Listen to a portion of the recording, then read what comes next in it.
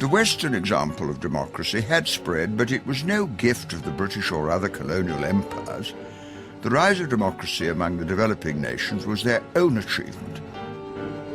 People realized that it made rational sense for as many people as possible to be involved in decisions, and that a tiny elite in power will only look after themselves. They believed intuitively that they were the equals of their colonial masters, and they had seen the power of organized rebellion.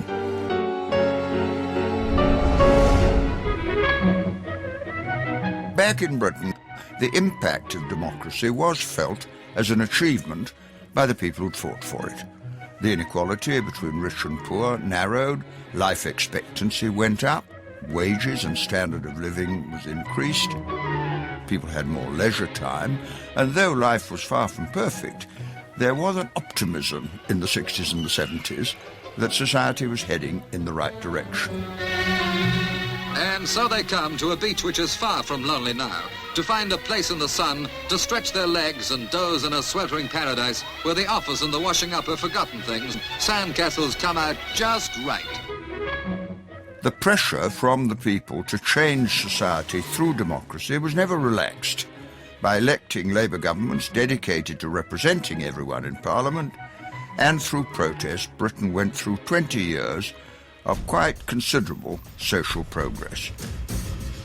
And by the 1970s, it looked as if we had a potential to carry that democratic revolution even further.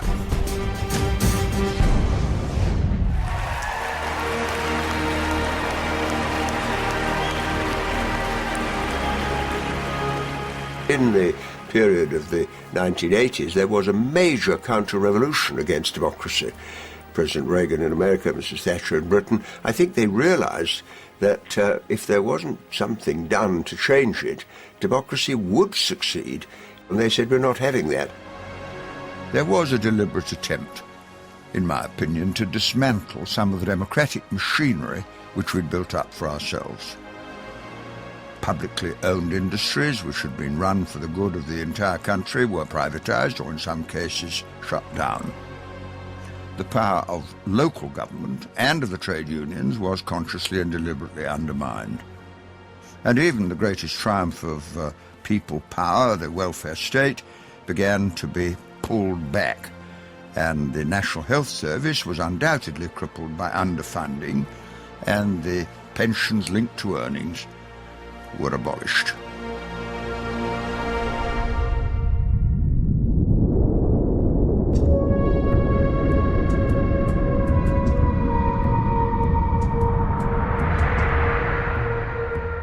But of course it was not only in Britain that things were changing, because if you take a broader perspective, there was a massive technological and economic and industrial change taking place across the world.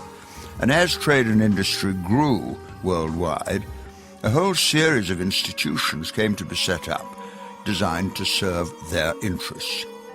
What's now called globalization.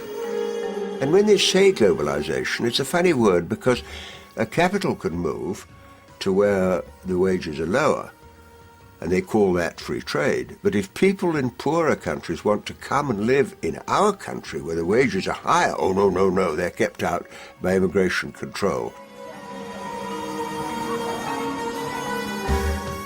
The World Bank, the International Monetary Fund, the World Trade Organization, the European Commission, none of these are elected, and yet they have growing power now to dictate to the governments that are elected.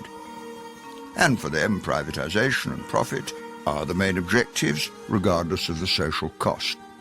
And increasingly, any government, and certainly I experienced it when I was there, feel they're under massive pressure to do what international capital wants. And to take a very vivid example, debt relief.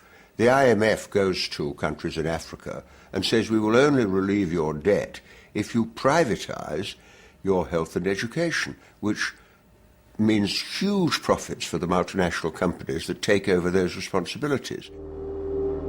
So it's true to say that power is moving back from the polling station to the marketplace, from the ballot to the wallet. The sales of the top 200 corporations represent a quarter of all world economic activity. There are $500 billionaires, and they have wealth equal to the income of half the world's population.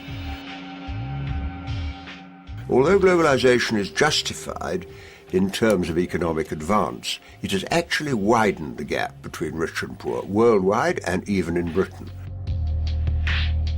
And these ideas are, of course, closely associated with the very powerful neoconservatives in the United States as their empire builds up.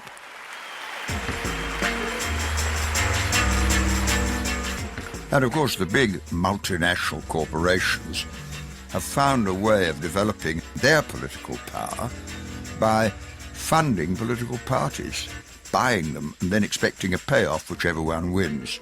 So there is less and less choice for the electors.